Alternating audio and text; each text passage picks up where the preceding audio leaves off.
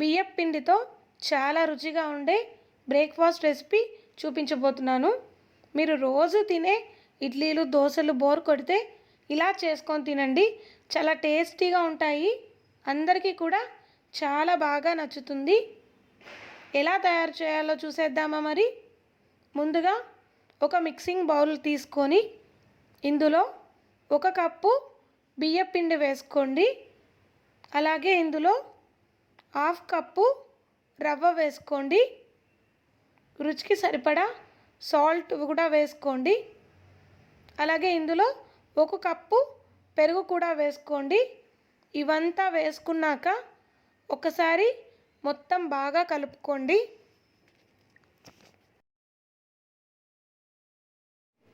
ఇలా కలుపుకున్న తర్వాత ఇందులో కొంచెం కొంచెం వాటర్ వేసుకుంటూ ఇడ్లీ బ్యాటర్లా కలుపుకోవాలి. ఇడ్లీ పిండి ఎలా అయితే ఉంటుందో అలా కలుపుకోవాలి.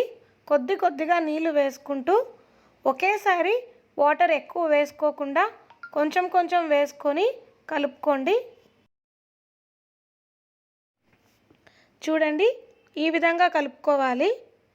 ఈ విధంగా కలుపుకున్న తర్వాత మూత పెట్టి ఒక 15 నిమిషాలు పక్కన పెట్టుకోండి. ఇలా 15 నిమిషాలు నానబెట్టుకోవడం వల్ల ఈ రవ్వ అనేది మనకి బాగా నానుతుంది.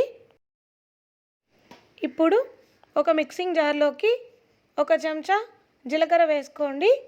అలాగే 3 పచ్చిమిర్చి వేసుకోండి. ఇంకా ఒక చిన్న అల్లం ముక్క వేసుకొని కచ్చా పచ్చాగా గ్రైండ్ చేసుకోండి. చూడండి, ఇలా గ్రైండ్ చేసుకోండి.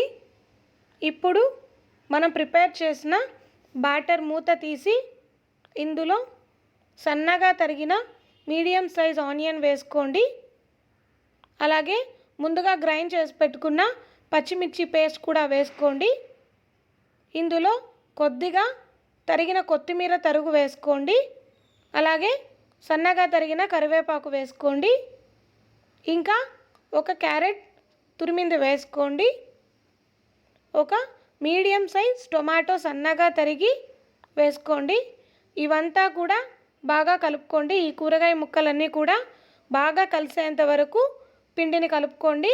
మీకు అవసరం అనిపిస్తే కాస్త వాటర్ వేసుకోండి, లేకపోతే అవసరం లేదు. ఇలా మొత్తం బాగా కలుపుకున్నాక ఇందులో 1/2 చెంచా వంట సోడా కూడా వేసుకొని కలుపుకోండి. వంట సోడా ఫస్ట్లో వేసుకోకండి, లాస్ట్లోనే వేసుకోండి. చూడండి, ఈ విధంగా కలుపుకొని ఈ బ్యాటర్ని పక్కన పెట్టుకోండి. ఇప్పుడు స్టవ్ ఆన్ చేసి స్టవ్ మీద పాన్ పెట్టి హీట్ అయ్యాక ఇందులో ఇలా ఆయిల్ బాగా అప్లై చేసుకోండి. ఇప్పుడు ఈ విధంగా గరిటెతో పిండి తీసుకొని ఈ విధంగా వేసుకోండి. మీకు ఇవి సైజు కొంచెం చిన్నవి కావాలంటే ఇలా చిన్నవి వేసుకోవచ్చు, లేదా మీడియంగా కూడా వేసుకోవచ్చు. మీ ఇష్టం అండి. సైజు మీకు ఎలా కావాలంటే అలా వేసుకోవచ్చు. ఇలా వేసుకున్నాక ఇప్పుడు దీనికి మూత పెట్టి మీడియం ఫ్లేమ్లో 2 నిమిషాల పాటు బాగా కుక్ అవ్వనివ్వండి. 2 నిమిషాల తర్వాత మూత తీసి మరో పక్క టర్న్ చేసుకొని కుక్ అవ్వనివ్వండి.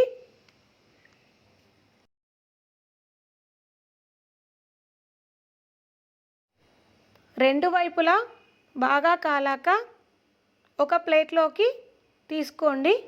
ఇదే విధంగా అన్నీ వేసుకోండి. ఇలాంటి quick and easy healthy recipes కోసం మన వీడియోస్ని ఎవరైనా ఫస్ట్ టైం చూస్తున్నట్లయితే సబ్స్క్రైబ్ చేసుకోండి.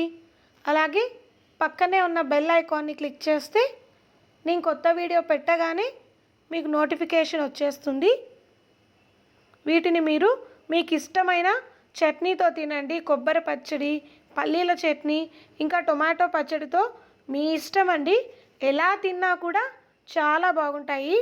చాలా సింపుల్ కదా, పైగా చాలా తొందరగా కూడా మనకి బ్రేక్ఫాస్ట్ అనేది రెడీ అయిపోతుంది. సో తప్పకుండా మీరు ట్రై చేయండి. మీకు ఎలా కుదిరిందో ఫీడ్బ్యాక్ కమెంట్ చేయండి. అలాగే ఆ పిక్ని మన శ్వేతాస్ రెసిపీ ఇన్స్టాగ్రామ్ పేజ్కి పోస్ట్ చేయండి. మీకు ఈ వీడియో నచ్చినట్లయితే లైక్ చేయండి, కమెంట్ చేయండి. ఫ్రెండ్స్ అండ్ ఫ్యామిలీ మెంబర్స్ అందరికీ కూడా షేర్ చేయండి. Thanks for watching.